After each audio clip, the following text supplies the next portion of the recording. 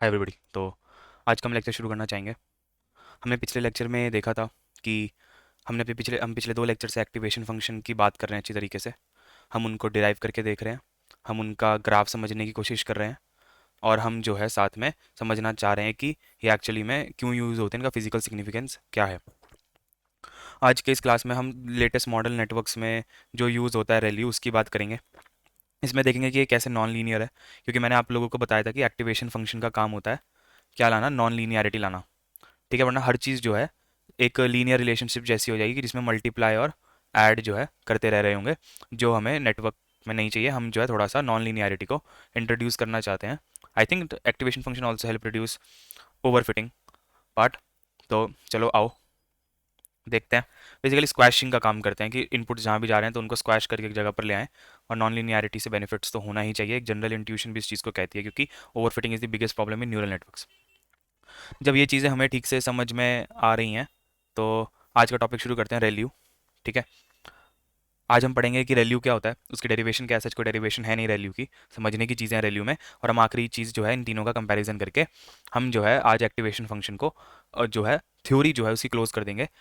अगर इस लेक्चर में टाइम हमारे पास बच गया तो हम इस लेक्चर में इम्प्लीमेंटेशन को शुरू कर देंगे एक्टिवेशन फंक्शन का। अगर नहीं बचता है तो हम अगली क्लास में सिर्फ इस चीज़ को रखेंगे कि coding the activation function in our neural network library called as माइक्रोग्राड।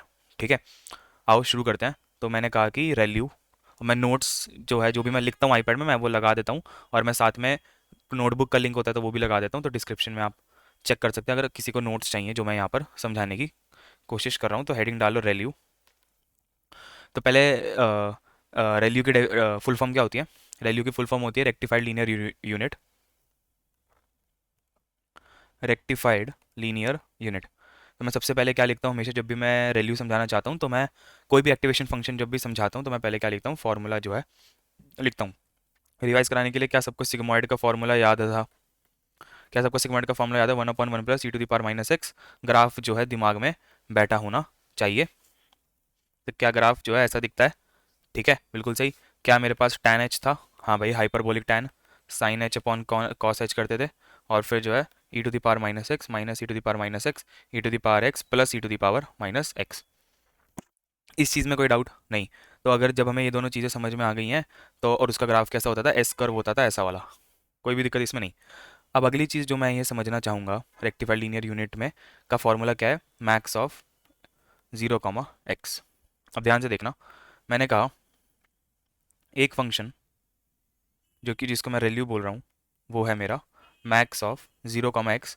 इस फॉर्मूले को अपने दिमाग में बिठा लो। अब मैं समझाऊंगा कि एक्चुअली में इस फॉर्मूले का मतलब क्या है, सिग्निफिकेंस क्या है, और यहाँ पर नॉन लीनियरिटी कैसे आ रही है। ठीक है, फॉर्मूला है ये, इसको जो है दिमाग में बिठा लो। हम जब भी शुरू करते हैं तो हमें जो है ग्राफ देखना हम चाहते हैं जब भी हम पढ़ रहे हैं ये चीज़। उससे पहले मैं इस फंक्शन की डेफिनेशन को और अच्छी तरीके से लिख के समझाना चाहूँगा। मैं ये कहूँगा, function of x is equal to x when x is greater than zero, when x is greater than zero, equal to zero when x is less than equal to zero. अब ये इक्विवेलेंट है किसके, जब x, ये तो मैं ऐसे ही लिख रहा हूँ, x greater than equal to zero या फिर एक्स लेस देन जीरो है तो ये बोथ आर आइडेंटिकल थिंग्स, दोनों जो हैं आइडेंटिकल चीज़ें हैं। इन दोनों चीज़ों में कोई डाउट? अच्छा, आप कहोगे कि यार ये क्या है। ठीक है, आप कहोगे कि यार ये चीज़ और ये चीज़ क्या है, क्या क्या ये भी वैल्यू है? हाँ यार, ये भी वैल्यू है। ध्यान से देखो, जब मैं मैक्स ऑफ जीरो का मैं एक्स लिखता हूँ, एक्स की वैल्यू जीरो से बड़ी होती है। अगर एक्स की वैल्यू जीरो से बड़ी है तो एक्स की वैल्यू मानो कि एक रियल नंबर है पॉजिटिव साइड में, मतलब कि 0.1 कह दो, 0.1 कह दो, 1 कह दो, कुछ भी हो सकती है। तो जीरो और ग्रेटर देन जीरो वाली चीज़ में क्या हमेशा मेरे पास एक्स आ जाएगा। तो क्या function of x equal to x हो जाएगा जब एक्स जीरो से बड़ा है। यहाँ तक कोई डाउट नहीं। दूसरी चीज़, मैक्स में जीरो का एक्स है, एज्यूम करो कि एक्स जो है वो जीरो से छोटा है, जीरो का माइनस वन है। एक्स यहाँ पर जीरो से छोटा है तो -0.1 भी आ सकता है, -0.001 भी आ सकता है। एक्स जो है एक रियल नंबर है नेगेटिव साइड में। तो सबसे बड़ा नंबर कौन सा है मेरा, जीरो ही आएगा। तुम इसका मतलब नेगेटिव नेगेटिव इनपुट दो तो मैं हमेशा जीरो दूंगा। तुम जब भी पॉजिटिव इनपुट दोगे तो मैं हमेशा जो है वही नंबर को रिटर्न कर दूंगा। इस चीज़ को ध्यान से देखना। Both definition both definition of ReLU are same, that is max of 0, x is equivalent to x जब x greater than equal to zero है, zero when x is less than zero है। इस चीज़ को अपने दिमाग में होश और आवाज में बिठा के रख लो। क्यों मैंने ऐसा कहा, मैंने आपको समझा दिया इस चीज़ को मैं यहाँ पर, बट फिर भी अच्छा इंसान होते हुए लिख देता हूँ। Why? Because if x is greater than 0 then max of 0 comma x is equal to x. If x is less than 0 then max of 0 comma x is always 0. अगर x एक नेगेटिव नंबर है तो क्या ऐसा नहीं होगा, अगर x हमेशा एक नेगेटिव नंबर है तो जीरो बड़ा है, ठीक है? तो जीरो बड़ा है, उल्टा बोल दिया क्या? x एक अगर नेगेटिव नंबर है तो हमेशा जीरो बड़ा है, अगर x पॉजिटिव नंबर है तो जो पॉजिटिव नंबर आ रहा है वही दे दो। तो क्या जो है अब मैं इसका ग्राफ अच्छे से बना पाऊंगा? अगला सवाल जो है यही मेरे मन में आता है। यहाँ तक की चीज़ें क्लियर होनी चाहिए, नहीं आई तो दोबारा से देखना। मैंने अब तक सिर्फ इतनी सी चीज़ बोली कि मैक्स ऑफ जीरो का max is your activation function. कहो यार इतना सिंपल, यहाँ नॉन लिनियरिटी कैसे आ रही है और ये कैसे लिखा है? तो पहली चीज़ मैंने समझा दी कि क्या ये सेम चीज़ है, अगर एक इनपुट पॉजिटिव मिलता है, पॉजिटिव इनपुट है, so for positive input y equal to x is followed, for positive input linear graph, linear graph of y equal to x follows, for negative input constant graph of y equal to zero is followed. अब ध्यान से जब मैंने ये दोनों चीज़ें बोली हैं तो अब जो है मेरा ग्राफ देखना, ये मेरे ख्याल से अब तक तो चीज़ें मैंने दो तीन बार समझाई हैं, समझ में आ गई होगी ये चीज़। कोई भी रॉकेट साइंस नहीं है इसमें, रॉकेट साइंस वैसे आसान होती है, न्यूरो साइंस ज़्यादा मुश्किल होती है रॉकेट साइंस से, कहा जाता है। मैंने दोनों ही नहीं पढ़े हैं। हटाओ, इसको मोटे से बनाऊंगा। This is my x axis, this is my x axis, बे ये ऐसे जोड़ा, ये ऐसे, ये ऐसे। This is my x axis, this is my y axis. इसका ग्राफ कैसा बनेगा ध्यान से देखना, इसको और मोटे से बनाऊंगा। इसका ग्राफ जो है कुछ, ये तो सीधी लाइन है भाई, इसको तो इससे बना ही सकता हूँ। क्या जब एक्स जीरो से बड़ा है, क्या जब एक्स जो है यहाँ पर जीरो से बड़ा है, बे रुक जा पहले ग्राफ बना दे पूरा फिर।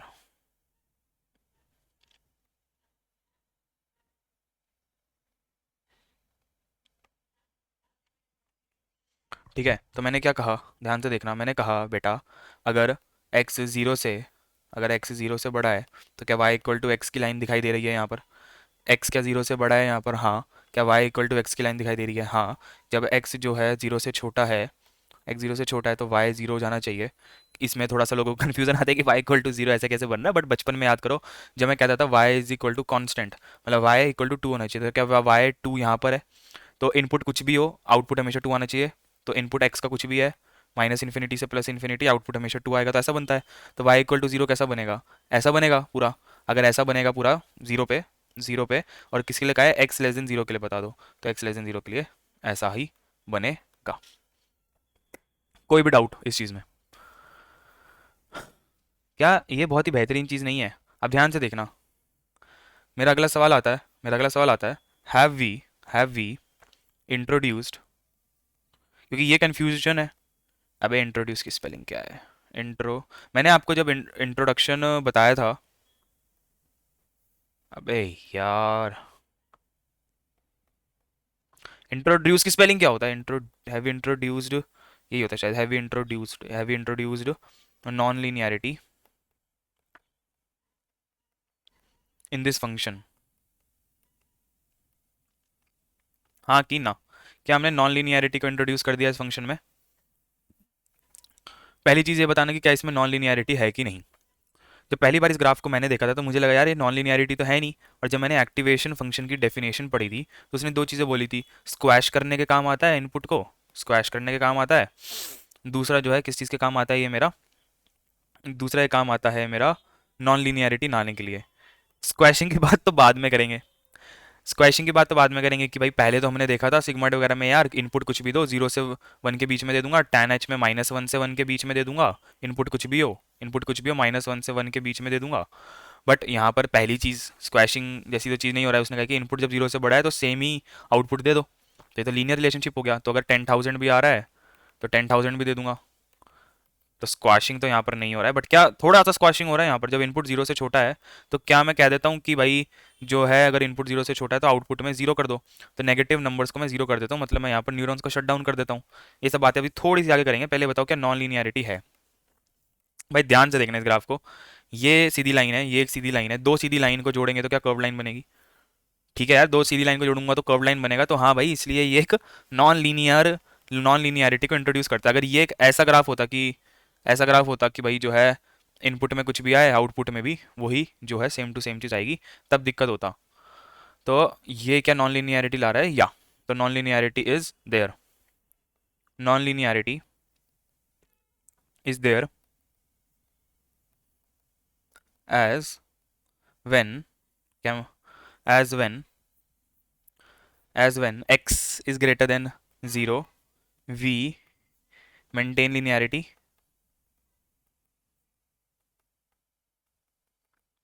and when x is less than 0 we do 0. So linear plus non-linear gives equal to non-linear. ठीक है।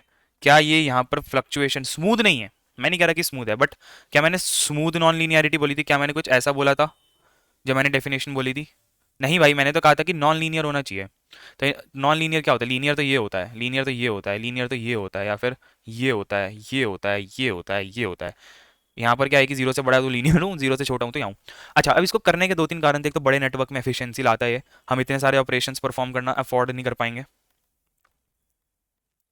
ठीक है, अब यहाँ पर देखो ध्यान से, तो एक दो तीन नेगेटिव भी हुआ है माइक्रोगेट के हिसाब से, यहाँ पर पावर हुआ है, प्लस हुआ है, पावर हुआ है, माइनस हुआ है, एक्स हुआ है, डिवीजन हुआ है, तो कितने सारे ऑपरेशन हो रहे हैं। यहाँ पर भी अगर तुम देखोगे सिग्मॉइड वाले में माइनस हुआ है एक्स में, फिर सम हुआ है प्लस में, फिर डिवीजन हुआ है पॉजिटिव का उससे, तो कितने सारे ऑपरेशन हो रहे हैं। यहाँ पर कोई ऑपरेशन नहीं हो रहा है। यहाँ पर जीरो से नंबर छोटा है तो जीरो कर दिया, जीरो से नंबर बड़ा है तो कह दिया कि वाई इक्वल टू एक्स जो है होना चाहिए। यहाँ तक कोई भी डाउट? तो क्या नॉन लीनियर है? हाँ। क्या स्क्वैशिंग हो रही है? कुछ हद तक हो रही है। Does स्क्वैशिंग occur? बे, डज स्क्वैशिंग अकर, ये अगला सवाल है। क्या स्क्वैश करता है यहाँ पर?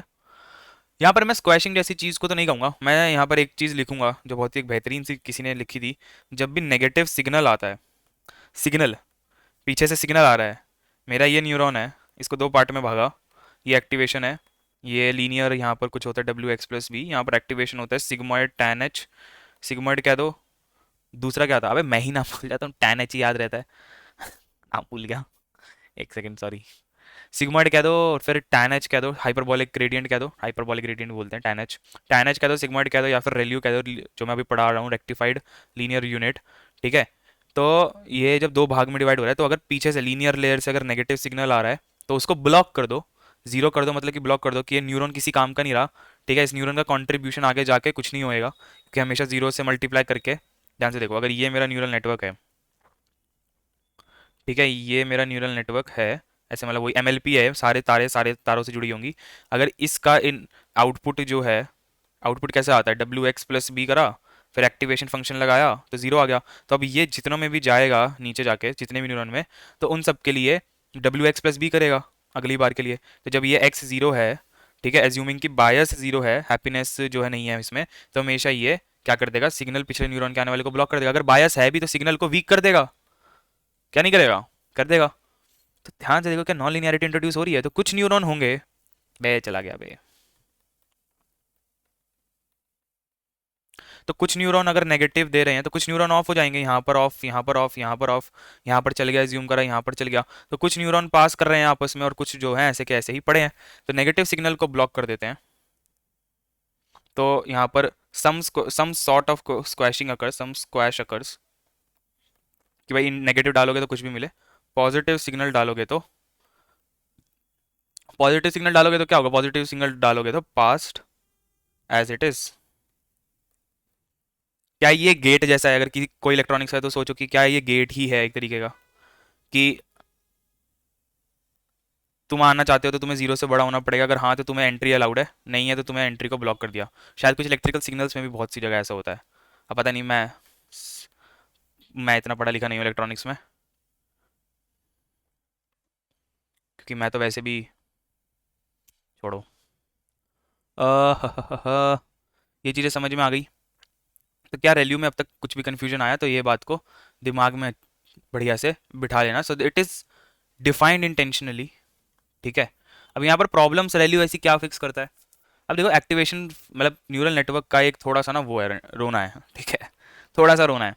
जब तुम सिग्मॉइड लगाते हो, मतलब जब तुम सिग्मॉइड लगाते हो, ठीक है, या फिर तुम सिग्मॉइड के साथ जो है क्या लगाते हो, या फिर तुम tan h लगाते हो, तो जब वैल्यूज़ बहुत बड़ी हैं या फिर वैल्यूज़ बहुत छोटी हैं तो उस समय ग्रेडियंट ग्रेडियंट कह रहा हूँ जीरो हो जाता है। मतलब एक सिंपल सी प्रॉब्लम होती है न्यूरल नेटवर्क में, वैनिशिंग ग्रेडियंट। मतलब कि न्यूरल जब बैक प्रोपगेशन होता रहता है, बैक प्रोपग फॉरवर्ड पास हुआ बैकवर्ड पास हुआ, तो वेट चेंज हुए वेट चेंज हुए वेट चेंज हुए, तो एक समय आके वेट्स जो है सैचुरेट हो जाते हैं। ठीक है। ग्रेडियंट्स सैचुरेट मतलब कि जीरो की तरफ आ जाते हैं। हम रेगुलराइजेशन वगैरह बाद में पढ़ेंगे। ग्रेडियंट जो है बहुत जीरो की तरफ आ जाते हैं, तो हमारा जो है लर्निंग स्लो हो जाती है और हमारी ग्रेडियंट्स जो है वैनिश हो जाते हैं। ग्रेडियंट्स डेटा नहीं। जब तुम बैकवर्ड पास करते हो और जब तुम कहते हो कि how does loss changes with respect to some weight, तो वो लॉस चेंज ही नहीं हो रहा है बे। तो वो कहते हैं कि यार मेरा तो हो गया, मैं चेंज नहीं होता हूँ, मैं इस पर डिपेंड।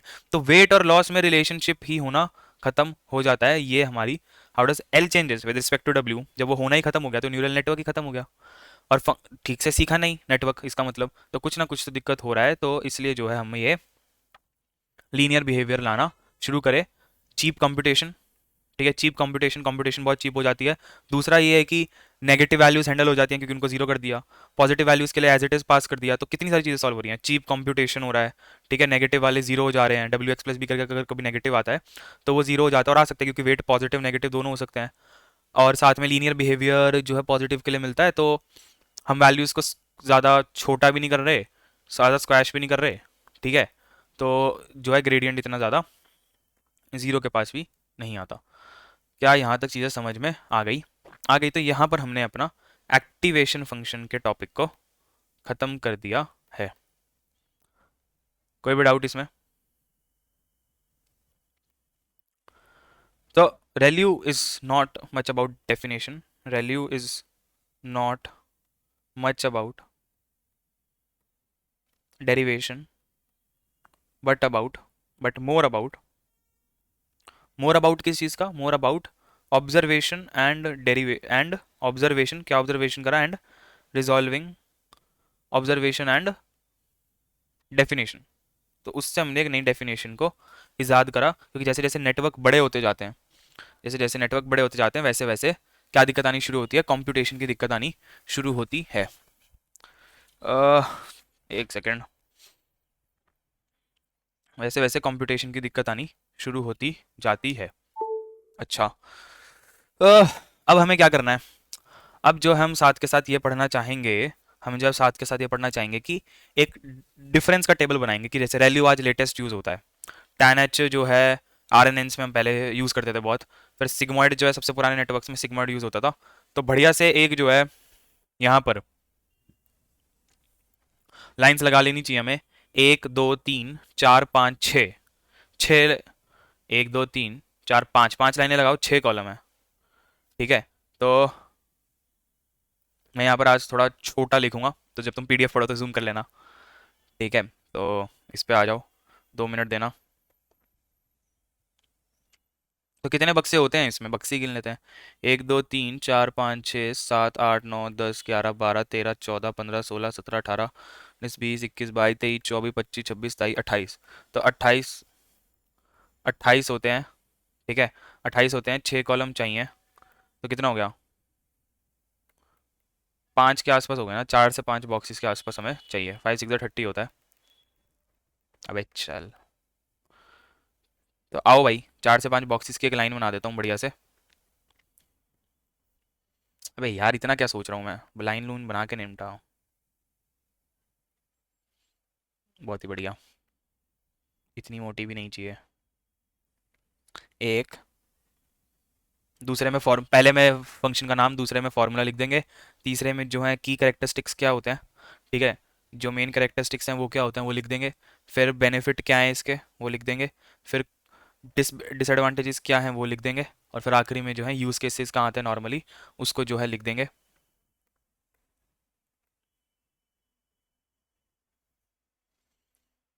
तो आओ, पहली चीज़ क्या लिखना है? पहली चीज़ क्या लिखना है? पहला चीज़ लिखना है एक्टिवेशन फंक्शन कौन सा है भाई ये, वो बताओ पहले मुझे। एक्टिवेशन कौन से पेन से लिखूं? एक्टिवेशन, क्योंकि यार ये थ्योरेटिकल है थोड़ा, अगले बारे में कोड करेंगे। एक्टिवेशन फंक्शन, उसका फॉर्मूला क्या है, फॉर्मूले के बाद उसके की करेक्टर्स, की करेक्टरिस्टिक्स क्या है, ठीक है, उसके बाद उसके प्रोज क्या है, उसके बाद उसके कॉन्स क्या है, उसके बाद उसके यूज केस क्या है। तो तीन हैं अपने पास, तीनों के लिए एक एक करके लिखना चालू करते हैं। ये नहीं सुधरेगा, तो सीधी लाइन बना रहा हूँ तो खुद ही खींच देना भाई, ऐसी सीधी लाइन। पहला क्या पढ़ा था? सबसे पहले पढ़ा था हमने सिग्मॉइड। क्या पढ़ा था? सिग्मॉइड पढ़ा था क्या? ठीक है, तो सिग्मॉइड का फॉर्मूला बताओ जल्दी से, थोड़ा सा रिवीजन हो जाएगा। 1/1 plus e to the power minus Z, अगर जेड से कर रहे हो तो जेड कह दो। जैसे जेड पता है क्यों कहते हैं? जेड पता है क्यों कहते हैं? ये देखो, इनपुट आया एक्स, तो ये न्यूरल नेटवर्क था, तो मैंने कहा कि W times x plus b हो गया, ये एक्स आया, तो ये इसको जेड कह देते हैं, तो इसमें ए फंक्शन ऑफ जेड कह देते हैं। अब इसमें जो आता है तो 1/1 plus e to the power minus z, तो हम जेड से ही डिनोट करेंगे ताकि किसी को कन्फ्यूजन ना हो। तो मैंने बोला सिग्मॉइड ऑफ, अबे जेड बे z, z 1/1 plus e to the power minus z, इस चीज़ में कोई डाउट नहीं। सबसे पहली बात की कैरेक्टरिस्टिक्स जो है क्या है, की कैरेक्टरिस्टिक्स क्या है भाई? यहाँ पर दो की कैरेक्टरिस्टिक्स हैं, ग्राफ से सब कुछ समझ में आएगा, हमेशा ग्राफ देखना, ठीक है, बढ़िया तरीके से ग्राफ देखना। यार ग्राफ भी बना दूं क्या? चल ग्राफ भी बना दूंगा की कैरेक्टरिस्टिक्स में। ये है क्या, ध्यान से देखना, क्या मेरा सिग्मॉइड फंक्शन का ग्राफ कुछ ऐसा दिखता है, 0 से 1 के बीच में, इनपुट कुछ भी दो, इनपुट जो है रियल नंबर हो सकता है, आउटपुट हमेशा 0 से 1 के बीच में लाऊंगा। डेरिवेशन बढ़िया से देखा था, ऑड्स पी अपन 1 माइनस पी, दोनों तरफ टाइम, दोनों तरफ लॉग लिया, वहां से जेड की वैल्यू निकाला, 1/1 प्लस ई पर माइनस जेड, बढ़िया तरीके से समझाया था। तो अगर जो है ये 0 से 1 के बीच में देता है, तो क्या पहला मैं यही बोल सकता हूँ कि करेक्टरिस्टिक क्या है? Output between, output between 0 and 1। ये वाले पेरेंथेसिस इसलिए लगाए हैं, ये एसिम्प्टोट है, ठीक है, एसिम्प्टोट, एसिम्प्टोट समझते हो ना, 0 को और 1 को कभी छुएगा नहीं, बट एसिम्प्टोट करेगा, मतलब 0.99999 जाएगा बट 1 नहीं जाएगा, ऐसा कुछ। सिमिलरली 0.0001 जाएगा बट 0 नहीं जाएगा कभी भी। दूसरा पॉइंट क्या है? दूसरा पॉइंट ये है कि क्या ये एक एस शेप का कर्व है? क्या ये एक एस शेप का कर्व है? हाँ भाई बिल्कुल सही, ये एस शेप का कर्व है जो, क्या ये एस शेप का है? हाँ यार ये एस है, एस। पता नहीं, मेरा एस तो बचपन में करली ब्रेसिस में कुछ ऐसा दिखता था, तो अब पता नहीं, ये देखो यहाँ एस, एस शेप, पता नहीं ये कैसा ऐसा है। हाँ, तो क्या मैं बढ़िया सा ग्राफ बना दूँ यहाँ पर, छोटा सा? तो पहली लाइन ये खींची, दूसरी लाइन ये खींची, ठीक है यार, इसको दूसरे रंग से बना दूँ, छोड़। फिर जो है मुझे पता है कि बहुत ही, ये ज़ीरो, अब जो है ये कुछ ऐसा जो है बन जाएगा, बहुत ही बढ़िया। इन तीनों चीज़ों में कोई भी डाउट अब तक? ये बहुत ही बेहतरीन तरीके से हमें समरी हम लिख रहे हैं, कभी भी रिवाइज करना हो यहीं से रिवाइज करूंगा मैं भी और आप भी, क्योंकि मैंने आज तक कभी कोई नोट्स वोट्स नहीं बनाए, जहाँ से जो दिखता है पढ़ता रहता हूँ, देखता रहता हूँ, समझता रहता हूँ, तो मेरे लिए भी फ़ायदा है, क्योंकि मैं भूल जाता हूँ चीज़ें बहुत ज़्यादा। तो क्या कर्व स्मूथ है? हाँ। क्या प्रोबेबिलिटीज़ मिल रही हैं? हाँ। तो ध्यान से देखना, प्रॉज में क्या आएगा? अबे यार ये तो नहीं है सही, अबे ये भी सही नहीं है बे, नीले रंग से लिखूंगा। पहली चीज जो है यहाँ पर ये है कि स्मूथ है curve, smooth curve, smooth curve, easily interpretable, inter की क्या स्पेलिंग होती है? इंटरप्रिटेबल, इंटर,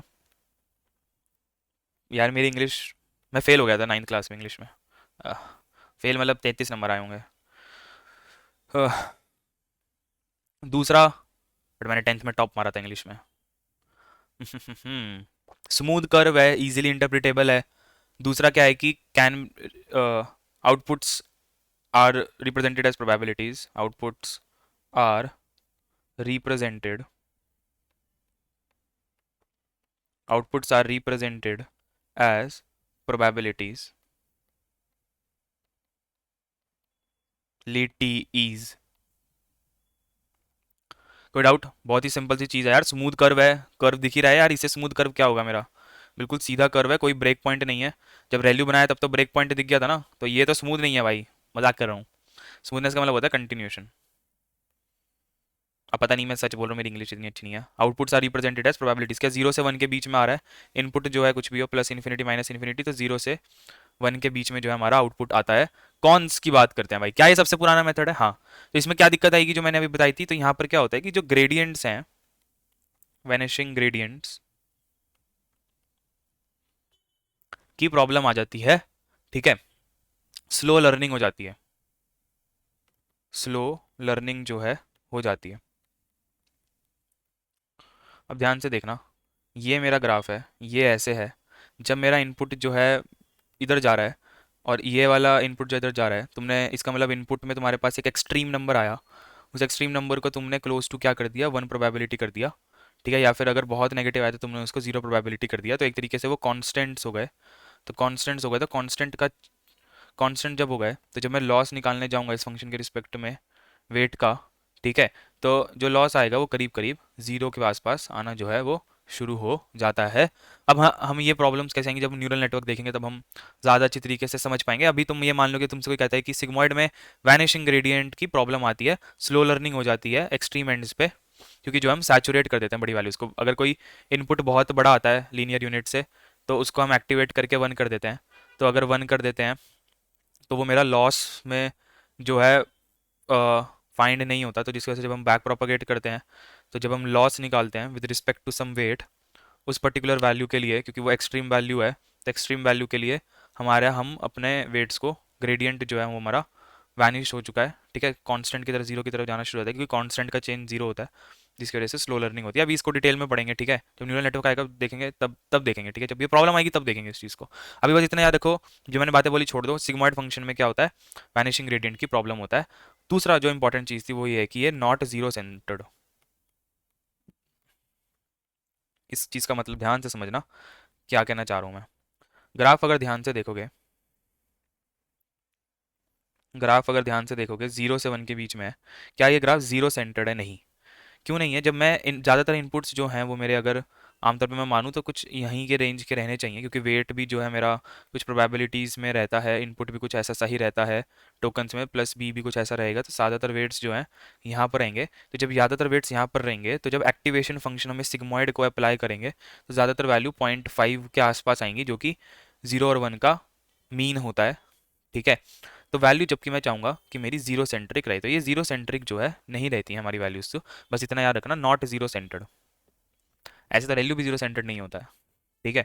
बट ये बातें हैं, तो मैं लिखवा देता हूँ इन बातों का, सच लगता तो नहीं कुछ ज़्यादा काम है। इसको किस चीज़ के लिए यूज़ करते थे? पुराने नेटवर्क्स के लिए बहुत यूज़ होता था। पुराने नेटवर्क्स कैसे नेटवर्क होते थे?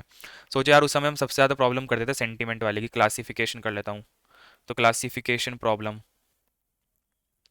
आज की चीज़ें भी क्लासिफिकेशन ही है, मैं तो मानता हूँ, क्योंकि जब तुम एलएलएम्स को देखते हो तो वो सारी जो डिक्शनरी है, अगर 1,22,000 शब्दों की डिक्शनरी है, तो उन सबकी वैल्यूज़ को दिखाता है। तो सॉफ्ट मैक्स लेते हैं, मतलब यार क्यों बता रहा हूँ अभी, सॉफ्ट मैक्स लेते हैं, प्रोबेबिलिटी लॉजिट्स आते हैं, लॉजिट्स पहले लॉजिट्स आते हैं, डिफाइन करते हैं, प्रोबेबिलिटी निकालते हैं सॉफ्ट मैक्स से, फिर जो है क्लासीफाई करते हैं कि अच्छा यार इसकी प्रोबेबिलिटी इतनी आ रही है, तो लॉस के रिस्पेक्ट में कितना लॉस आएगा, तो माइनस लॉग लाइक्लीहुड लेते हैं कि इसको लॉगिफाई कर देते हैं। बहुत छोटी वैल्यू का लॉग जो है नेगेटिव अच्छा नंबर होता है, नीचे की तरफ एक्सपोनेंट करता है लॉग, छोटी वैल्यू के लिए उसको नेगेटिव कर देते हैं, तो लॉस की स्किप जो भी मैंने बोला, कुल मिला के याद रखो कि सिग्मॉइड जो है वो क्या होता है, क्लासिफिकेशन प्रॉब्लम है हमारी।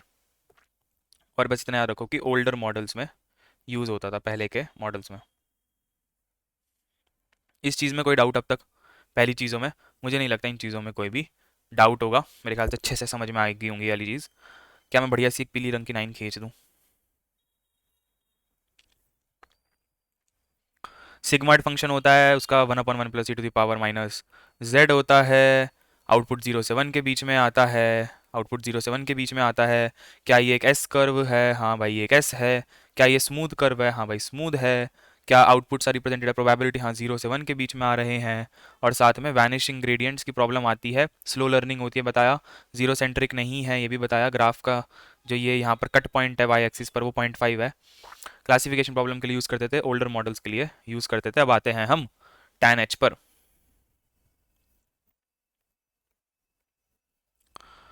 tan h, tan h का फॉर्मूला क्या मैं z के रिस्पेक्ट में लिखना चाहूँगा? हाँ, मैं लिखता हूँ e to the power z minus e to the power minus z e to the power z plus e to the power minus Z.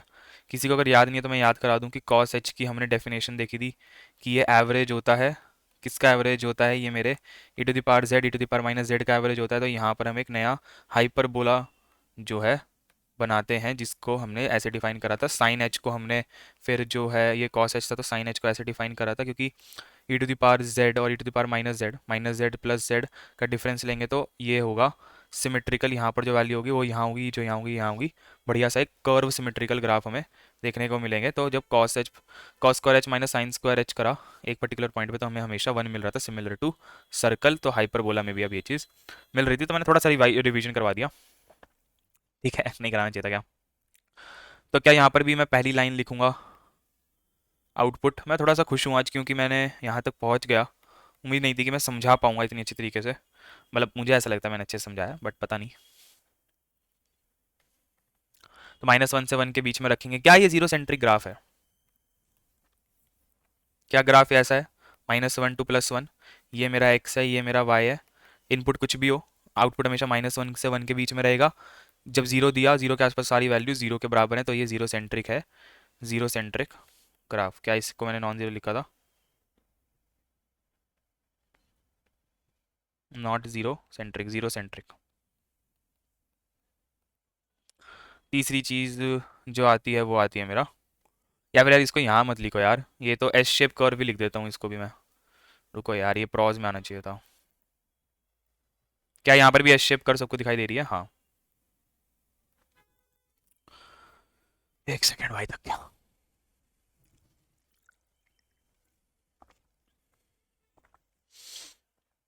S shape curve.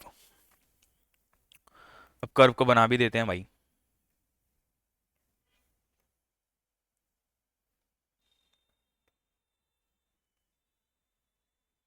बहुत ही बुरा।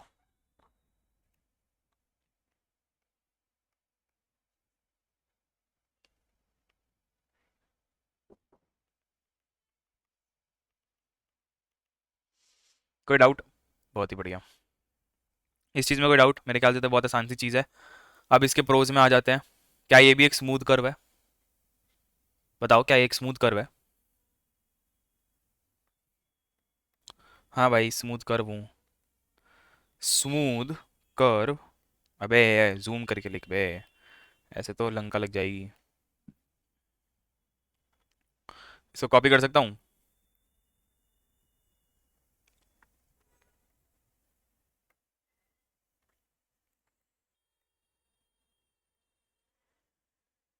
इग्नोर मारो, मैं लिख के दे रहा हूँ। Smooth curve, easily इंटरप्रिटेबल।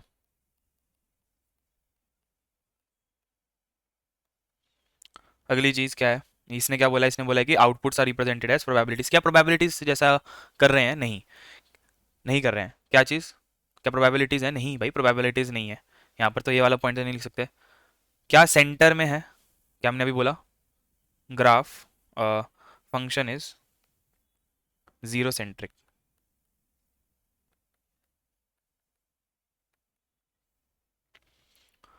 अब अगली चीज देखना।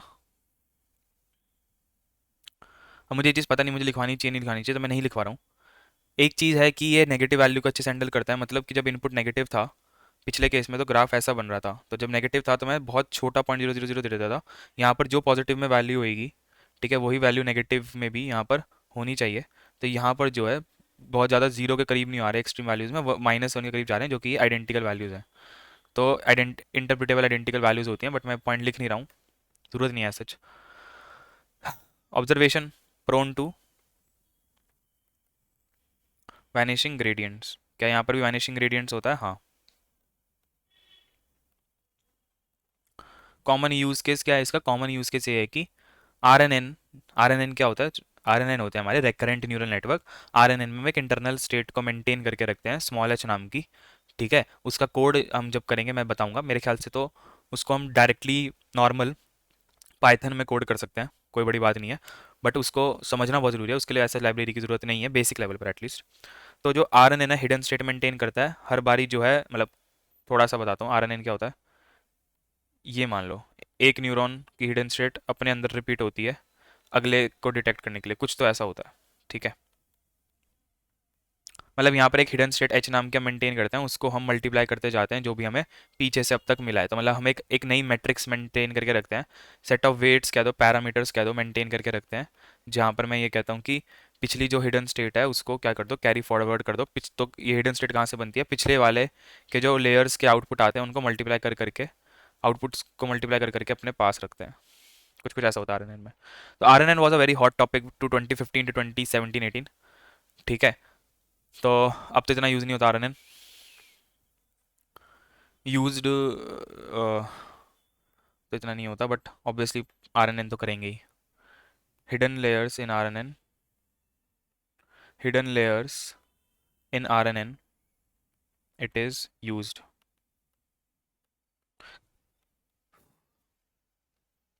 कोई डाउट?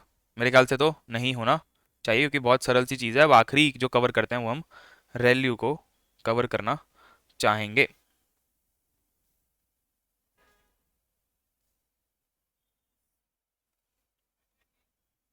अरे भाई,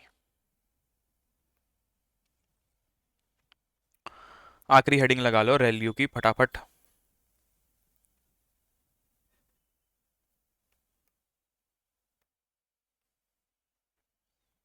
रेल्यू रेक्टिफाइड, यू है बे, रेल्यू इसकी फुल फॉर्म क्या होती है, यहाँ पर लिख देता हूँ, रेक्टिफाइड लीनियर यूनिट। मेरे बचपन में मेरी हैंड राइटिंग के लिए बहुत डांट पड़ी है, but I can not help, I right slow, my brain works faster, जिसकी वजह से हैंड राइटिंग खराब हो जाती है। फंक्शन ऑफ जेड, अगर तुम्हारी हैंड राइटिंग अच्छी है तो इसका मतलब तुम्हारा दिमाग स्लो चलता है, मुझे ऐसा लगता है, तो इग्नोर मारो। की कैरेक्टरिस्टिक्स क्या है, if z is greater than zero then you have y is equal to z, linear relationship. If z is less than zero then you have neuron off. इसको मैं न्यूरॉन ऑफ कहता हूँ कि भाई मुझे उस न्यूरॉन से कोई मतलब ही नहीं है। ठीक है, कोई डाउट नहीं? की कैरेक्टरिस्टिक्स के बाद क्या आता है, प्रॉज आता है। मैंने बताया ना, बहुत बड़े नेटवर्क्स के लिए हमें एफिशिएंसी लानी पड़ती है। एफिशिएंसी लाने के लिए फास्ट कंप्यूटेशन, क्या रैल्यू हमें मदद करता है फास्ट कंप्यूटेशन में? हाँ यार, जो, अब ध्यान से देखना, ये है यहाँ से इनपुट आया न्यूरॉन में, डब्ल्यू एक्स प्लस पी आया। यहाँ पर अगर सिग्मॉइड फंक्शन होता तो 1/1 plus e to the power minus g, negation का 1, प्लस का 2, पावर का 3, डिवीजन का 4। ठीक है, 4 तो मैंने गिना दिया, और इंटरनली भी होते ही हैं मल्टीप्लाइड में, मैंने बताया हुआ है। ठीक है, पिछले लेक्चर्स में ये चीज़। दूसरी चीज़, अगर मेरे पास tan h आ गया, x कह दो यार, z कह दो, z कह दो, ठीक है। इसकी आँख। तो ये जो है प्लस हो रहा है, पावर हो रहा है, पावर हो रहा है, प्लस हो रहा है, 1 2 3 4, ठीक है, 5 6 7 8 9। तो 9 से 10 ऑपरेशन जो है यहाँ पर हो रहे हैं, बट यहाँ पर क्या एक भी ऑपरेशन हो रहा है, जो डब्ल्यू एक्स प्लस बी में कैलकुलेट करा वही रिटर्न करा दो, वरना नेगेटिव आए तो जीरो करा दो, तो जीरो कंप्यूटेशन। तो एक्सट्रीमली फास्ट, बहुत हाई कंप्यूटेशन की कैपेसिटी चाहिए। इतने हम हर बारी अगर एक न्यूरॉन में कैलकुलेट करने में 10 कर रहे हैं, 10 ऑपरेशन परफॉर्म कर रहे हैं, 10 ऑपरेशन परफॉर्म कर रहे हैं, और मेरे पास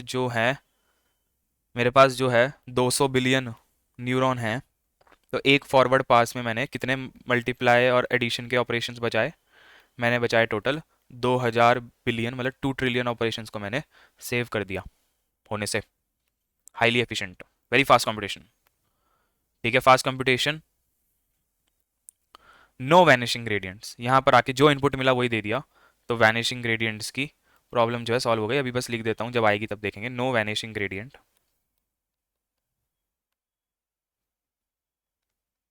अबे,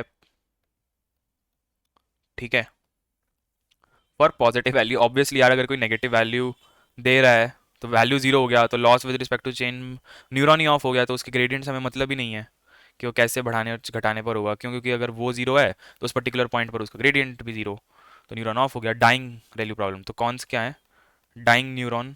अब ज़्यादा न्यूरॉन्स अगर डाई हो गए, ठीक है, तुमने 200 बिलियन न्यूरॉन बनाए, थोड़े ही चल रहे हैं, ठीक है, तो दिक्कत है। तो जो चीज़ का बेनिफिट है उसके साथ उससे दिक्कत भी आ रही है। और दूसरा है कि नॉट स्मूथ कर्व। हाँ ठीक है, मैं मान गया कि स्मूथनेस ब्रेकिंग से नहीं होता है, मैंने कहा था ना मैं कंफ्यूज इस चीज़ में। क्या ये एक स्मूथ कर्व था? हाँ। क्या ये एक स्मूथ कर्व था? हाँ। क्या ये एक स्मूथ कर्व है? नहीं भाई, क्योंकि यहाँ पर ब्रेक पॉइंट आ रहा है। ब्रेक पॉइंट कह दो या फिर यहाँ पर सडन चेंज आ रहा है। ठीक है, सीधा 0 से 45 डिग्री का चेंज आ रहा है। तो बहुत ज़्यादा चेंज आ रहा है, नॉट स्मूथ। आखिरी चीज़ जो है, मोस्ट मॉडर्न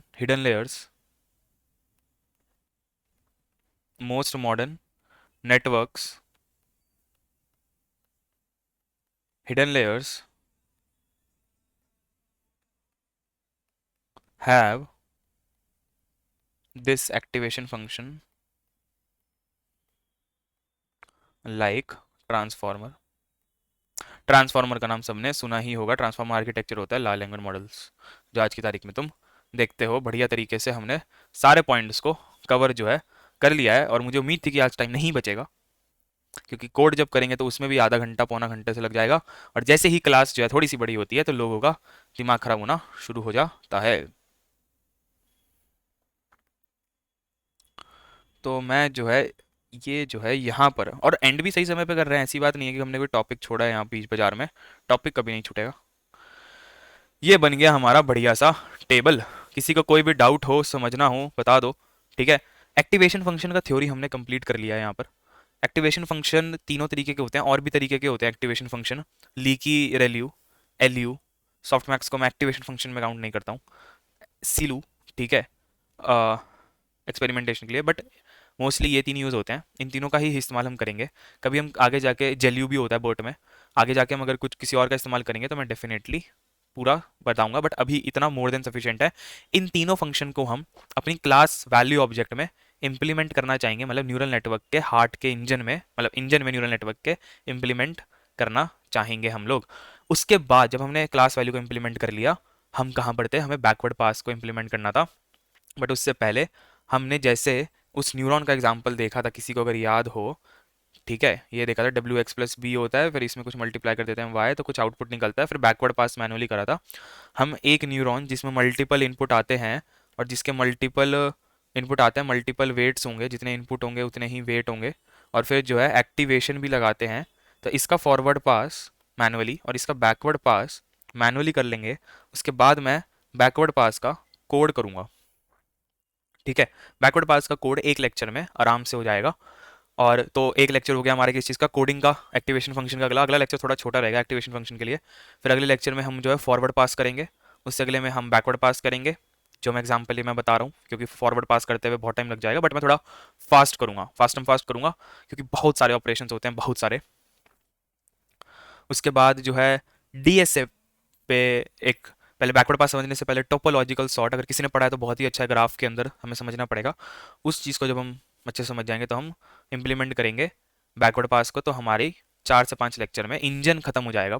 इसका इंजन, इंजन जो होता है ना, इंजन, इंजन जब खत्म हो जाएगा तो उसके बाद हम neuron layer, multi layer perceptron, जहाँ पर चीज़ें थोड़ी सी कंफ्यूजिंग होनी शुरू होती हैं, उस क्लास को इम्प्लीमेंट करेंगे। वो मेरे ख्याल से मुश्किल से एक लेक्चर का काम है। जब इतना हो जाएगा तो हमारा पूरा, हम फिर एक प्रोजेक्ट बनाएंगे हमारी अपनी खुद की लिखी हुई इस लाइब्रेरी से। जब इतनी चीज़ें हो जाएंगी तो मैं फाइनली कह सकता हूँ कि ओके भाई, मैं जो है मास्टर हो गया हूँ इंट्रोडक्शन में न्यूरल नेटवर्क्स के। मैंने जो है heart of the neural networks को समझ लिया है, बट हार्ट को समझने से बॉडी की फंक्शनिंग समझ नहीं आती है। तो बॉडी कैसे काम करती है उसको समझेंगे फिर हम अलग सीरीज़ में एक। तब तक के लिए थैंक यू। अगली क्लास में एक्टिवेशन फंक्शन इंप्लीमेंट करते हैं। टाटा बाय बाय।